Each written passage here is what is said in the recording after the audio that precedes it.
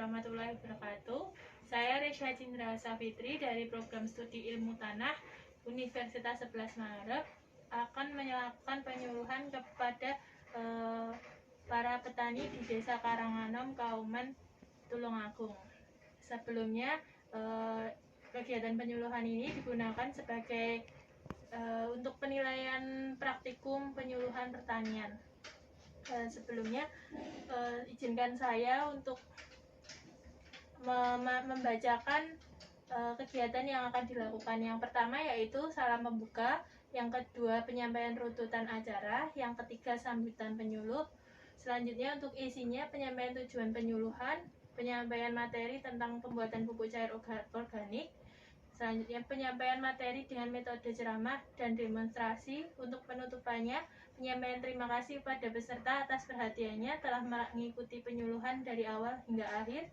Kemudian salam penutup. Sebelumnya perkenalkan Bu, nama saya Resya Cindra Safitri dari Program Studi Ilmu Tanah Universitas 11 Maret.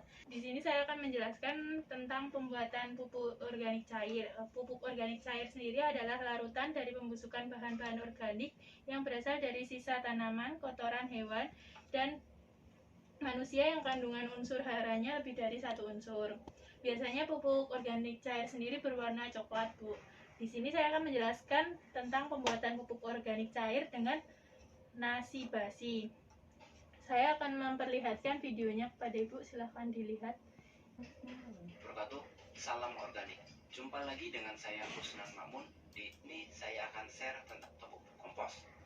Sebenarnya banyak sekali bahan-bahan di sekitar kita yang bisa kita manfaatkan untuk menyuburkan tanaman ya sahabat. Oke, langsung saja kita simak videonya berikut ini.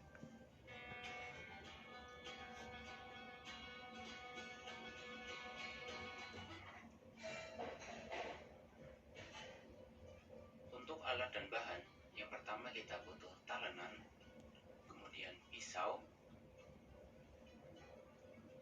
kita juga butuh wadah atau baskom, kemudian kita juga butuh toples atau wadah kecil, kemudian saringan, torong, kemudian scrub untuk mengaduk, kemudian untuk bahan kita membutuhkan air sebanyak 500 ml, kita juga butuh gula atau molasses sebanyak 100 gram, kita gunakan sebagai sumber energi si bakteri atau mikroba. Ini dia bahan utama kita, nasi basi, sebagai sumber karbohidrat atau sumber mikroorganisme ya sahabat. Langkah yang menjelaskan untuk proses pembuatannya ya Bu. Yang pertama yaitu menyiapkan wadah untuk nasi basinya. Nasi basinya sendiri nanti dikepal sebanyak 200 gram. Nanti disimpan ke dalam toples selama 3-4 hari dalam keadaan gelap. Kemudian nanti setelah 3-4 hari nanti jamur akan tumbuh ya, jamur yang tumbuh yaitu Rhizopus oligosporus atau kapang dari Xylem Psychomycota yang banyak tumbuh di tanah, buah maupun sayur. Rhizopus oligosporus sendiri dapat memfermentasi substrat lain, memproduksi enzim dan juga dapat mengolah limbah. Proses selanjutnya yaitu untuk cairannya melarutkan gula dalam air yang sebelumnya dipotong-potong untuk mempermudah pelarutan. Kemudian nasi yang sudah difermentasi selama 3-4 hari tadi dimasukkan ke dalam larutan gula. Kemudian diaduk. Seterusnya dimasukkan ke dalam botol.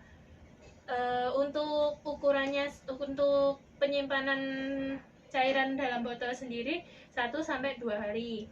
Untuk pengaplikasiannya pada tanaman itu 100 ml pupuk organik cair dapat dilarutkan ke dalam 10 liter air.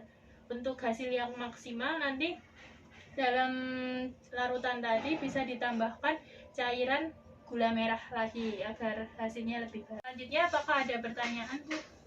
Itu tadi untuk penyimpanan kenapa harus 1 atau 2 hari? Oke, saya izin menjawab ya Bu. Untuk penyimpanan dalam botol ya. Ya. Penyimpanan 1 hingga 2 hari itu gunanya agar mikroorganisme yang tumbuh dari nasi tadi bisa berkembang biak, sehingga mikroorganisme yang ada dalam larutan itu semakin banyak dan hasilnya lebih baik begitu. Apakah ada pertanyaan lagi? Udah cukup. Baik. Terima kasih. Selanjutnya penutupan ya Bu. Terima kasih atas waktunya. Wassalamualaikum warahmatullahi wabarakatuh.